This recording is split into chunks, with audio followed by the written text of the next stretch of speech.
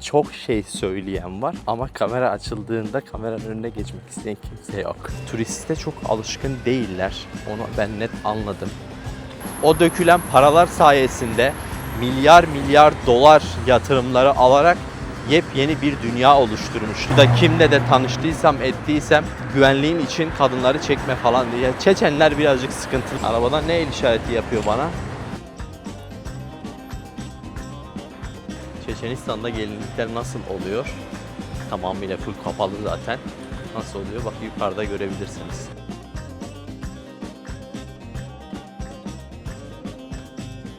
...50 saatlik bir tren yolculuğuna gidiyorum arkadaşlar.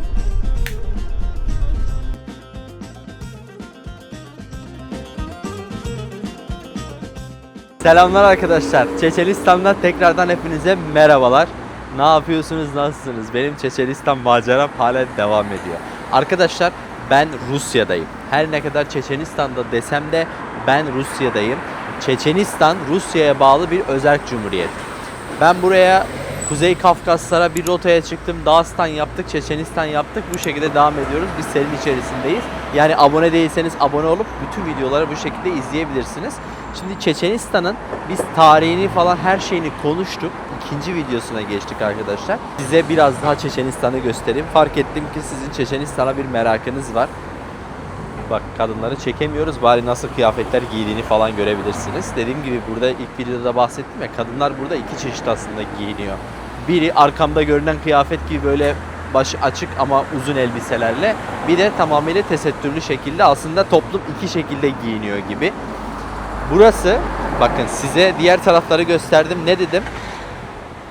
Ben şu anda Çeçenistan'ın başkenti Grozny'deyim arkadaşlar. Ve şu anda da Grozny'deyiz. Grozny tamamıyla yepyeni bir şehir, yepyeni bir dünya. Burası da arkadaşlar Grozny'nin yeni şehir bölgesi olarak geçiyor. Böyle kilometrelerce uzanan aynı tip binalarla yapılmış bir yer arkadaşlar burası. Buradaki yaşamlarla ilgili her şeyi konuştuktan sonra burada bir şeyi öğrendim.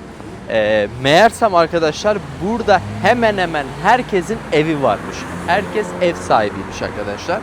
Kira olayı falan çok fazla burada yokmuş. Dıştan bakınca sanki bir zengin hayatları var gibi duruyor bu insanların gerçekten. Böyle arabalar, motorlar.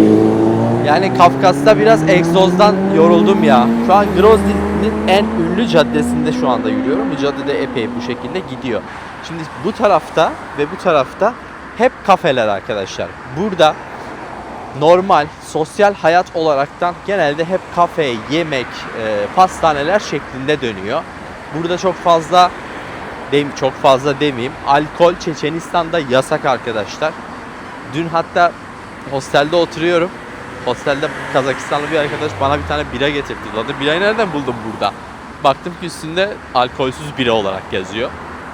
Marketlerde alkolsüz bira satışı var bu arada.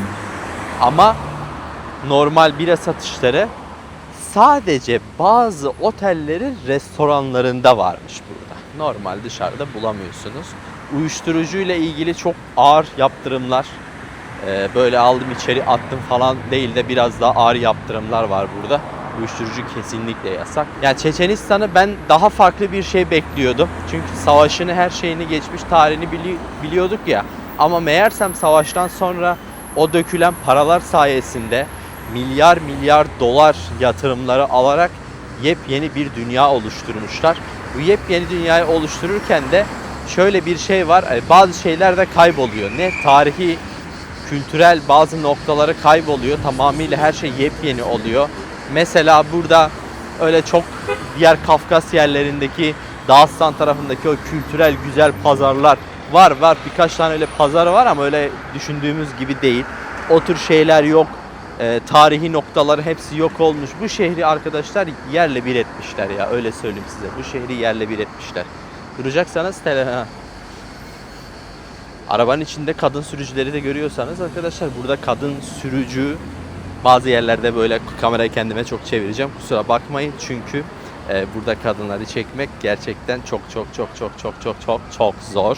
Zaten onlara doğru kamera döndüğünde de onlar kendi suratlarını kapatıyorlar. Bildiğim benden rahatsız oluyorlar. Ben de rahatsız etmek istemem. Size şöyle söyleyeyim. Telefonla ara çekim yapıyorum ya, ben bazen böyle o ara çekimleri yaparken bile ciddi böyle geliyor, polis geliyor, halk geliyor, işte nereyi çekiyorsun, ne yapıyorsun, böyle sabit.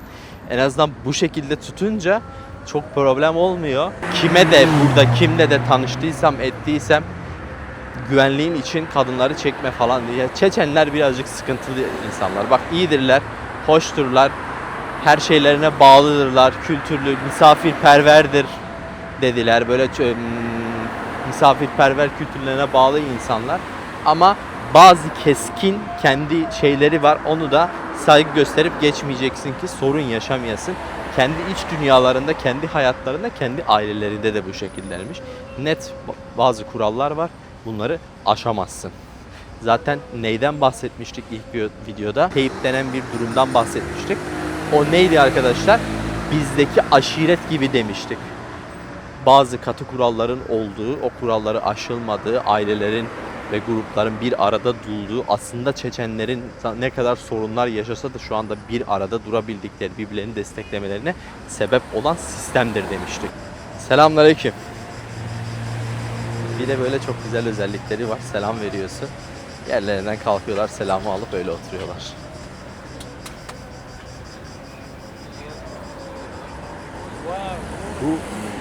Bu kahveciler, bak bir tane burada kahveci var, bak bir tane de burada kahveci var. O kadar sıklıkla. Bir tane de çaprazda var. O kadar sıklıkla her yerde kahveci var arkadaşlar. Size bu yapıyı göstereyim.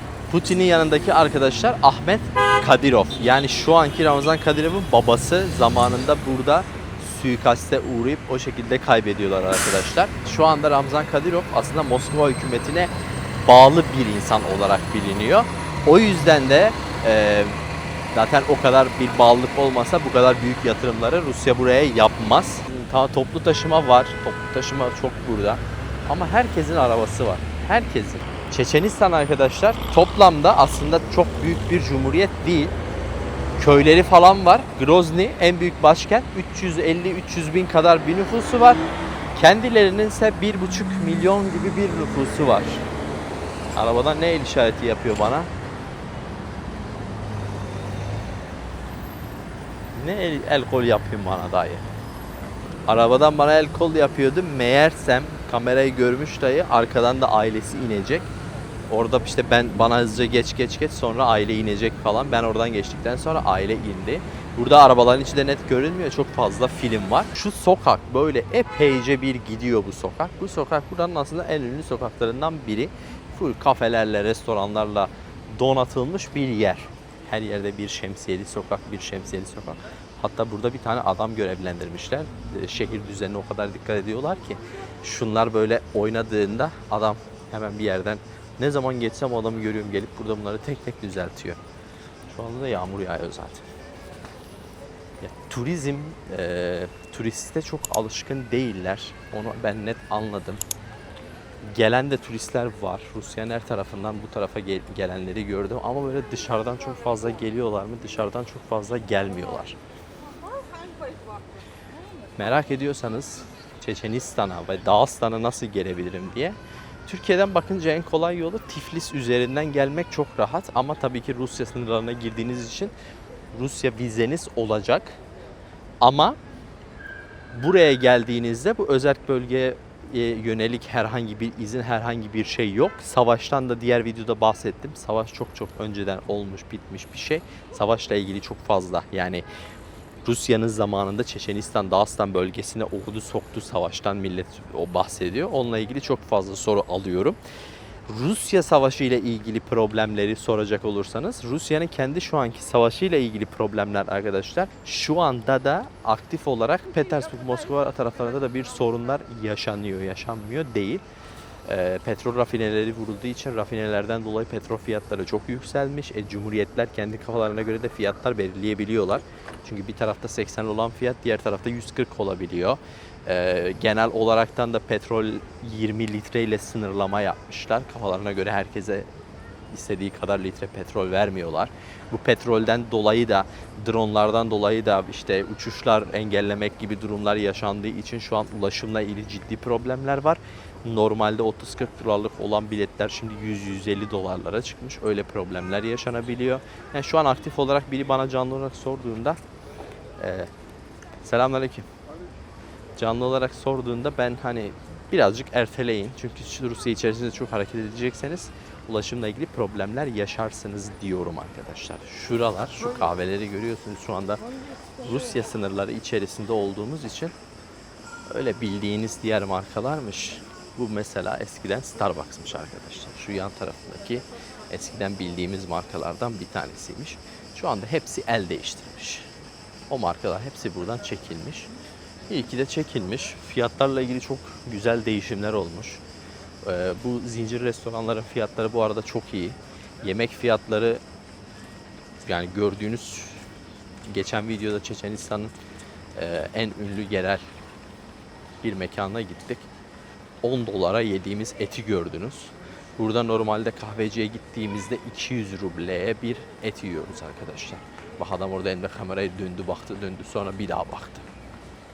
Bakın böyle şehrin sağında solunda özellikle şu sokakta şehrin eski düzeninin savaş döneminden kalma bak her yerin yıkıldığı döküldüğü fotoğrafları da koymuşlar. Bir Türk abiyle denk geldim. Bilerek yine kendimi şu anda burada çeviriyorum. Kusura kalmayın. Bir Türk abiyle denk geldim. Onunla bile konuştuk ettik. Çeçenistan'ı onu bunu her şeyi falan böyle konuştuk ettik. O çok videoya çıkmak istemedi.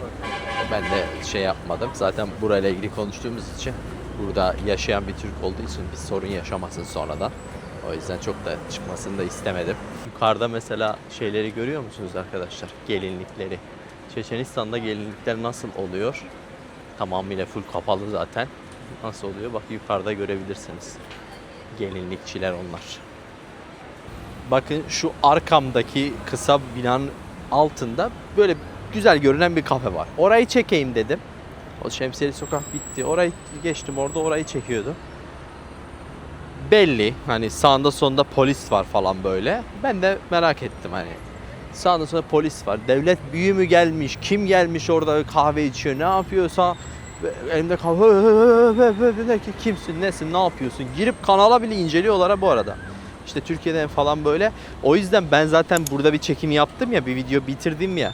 Hemen gidip o videoyu zaten şeye atıyorum. Önceki mesela ilk Çeçenistan videosunu daha yayınlamadım ama onun kartı burada değil.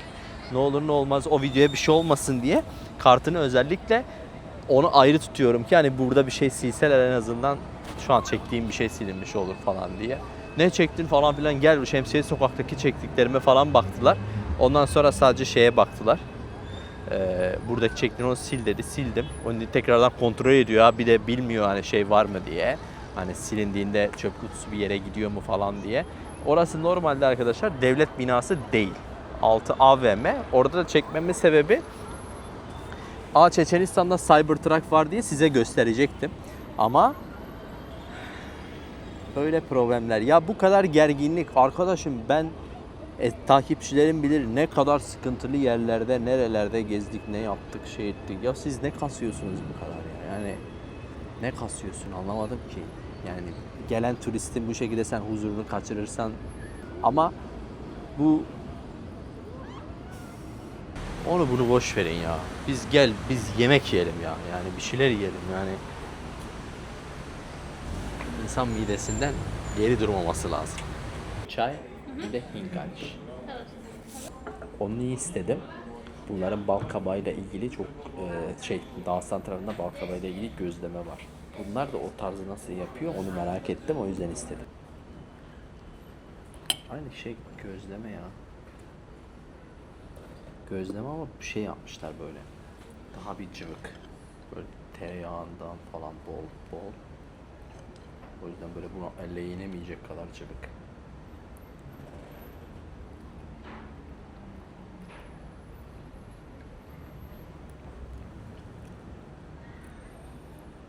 Güzel.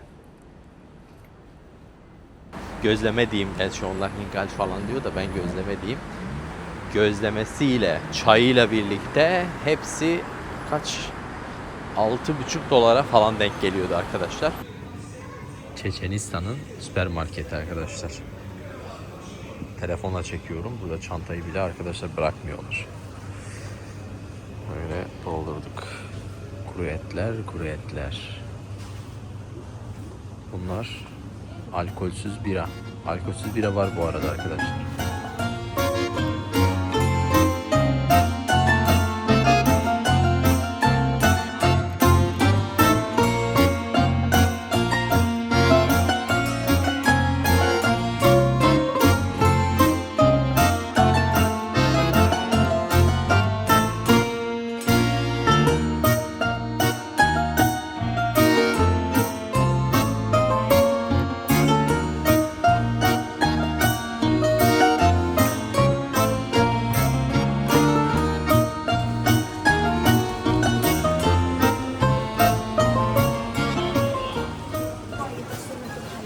Burada çantamızı süpermarketlere sokamıyoruz. Kimse hiçbir poşet, çanta hiçbir şey sokamıyor süpermarkete. Girişlerde böyle saklamanız gerekiyor. İlginç. Hiç Çeçenistan'a yani Çeçenistan'da hırsızlık mı oluyor yani? Şaşırdım. Beni şaşırttı biraz bu konu.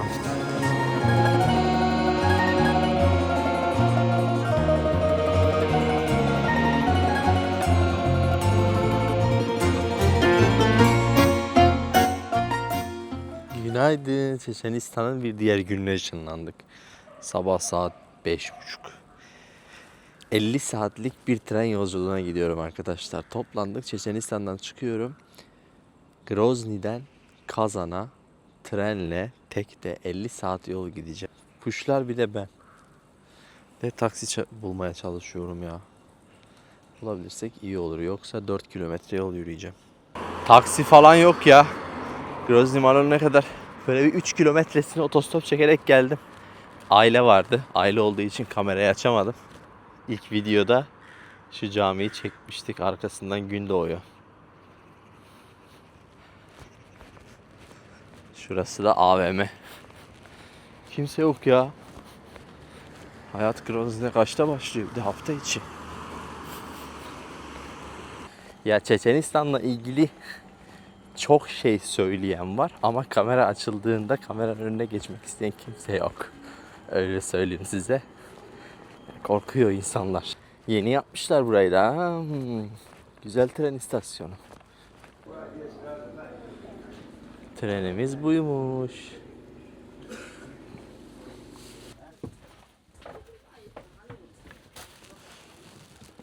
Şöyle. Şu kat bizim. Benim 50 saatlik yiyeceklerim. Alt katlar dolu arkadaşlar. Tren bileti bulmak zor bu arada. Yani alt katta bulmak zor. Böyle son dakikalar falan bilet almak çok önceden alman gerekiyor.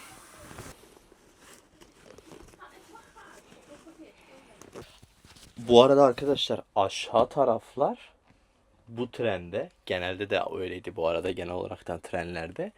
Aşağı tarafta zaten bilet bulmak zor. Bir de üst tarafa göre alt taraf pahalı. Örnek veriyorum şu yatağa göre 2000 ruble yani 20 küsür dolar daha pahalı.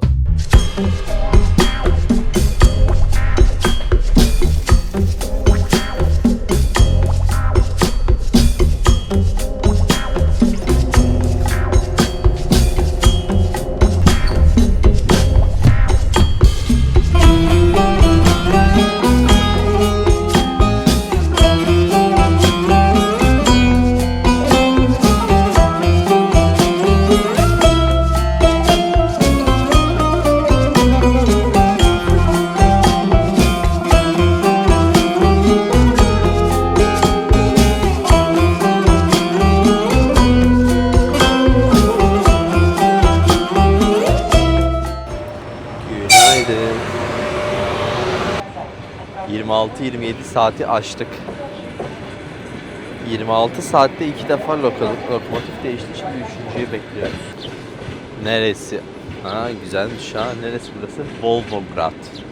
Güzel gidiyor ya. Ama bir çöle girmiş. 20 saattir telefon çekmiyor. 20 saat. Yani Rusya'nın çölünü de gördüm.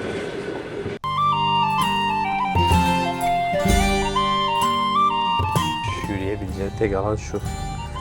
Ara ara yürüyorum ki 50 saat. Hiç hareket etmeden kalmayayım diye.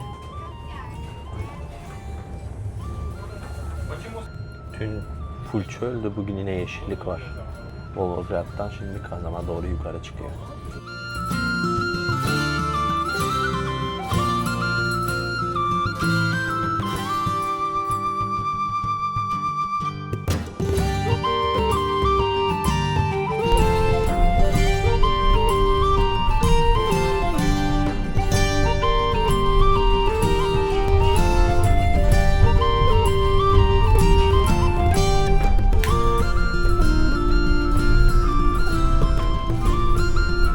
Geldik mi 40. saatlerimize? Rahattı ya. Kaldı kaç saattir de bu alt taraf bana, Kazan'a kadar boş. O da böyle bak böyle. Komple bana kaldı. Üst katta yatağım zaten. Alt katta da izleye diyorum. Bu da sebze güvecim. Güzelmiş ha. Acılı olay dahil de. Acı yok. Ara ara durunca da zaten isterseniz gidip bir şeyler alabiliyorsunuz. Sorun yok. Çeçenistan'la ilgili bir şeyler yazmışsınız. Arkadaşlar Çeçenistan, halen gerçi Çeçenistan videosunu devam ettiriyoruz. Nereye gidersek gidelim. Sonuçta deneyim yaşamak için gittim. Kendi gözümle gördüm, deneyim yaşadım. Ben bir şey demek istemiyorum. Sadece şey yazmıştım. İnsanlar o kısma takılmış. Niye öyle düşündün diye. Dedim ki Dağıstan daha güzeldi. Dağıstan'ı özledim. Çeçenistan'dan birkaç gün alıp Dağıstan'a da bırakabilirdim diye bir şey söyledim. İnsanların yaşantılarıdır. Biz sadece gidip oraya misafir olarak kalıyoruz, ediyoruz. Bak şöyle düşünün. Orada yaşayan bazı insanlarla öyle konuştum. Çeçenistan'la ilgili söyledikleri bir sürü şey var. Ama kamera karşısına çıkıp bunu söyleyemiyorlar. Neden? Ben de kameranın arkasından o öyle söyledi, bu böyle söyledi demek istemiyorum. Konuşsa insanlar konuşur.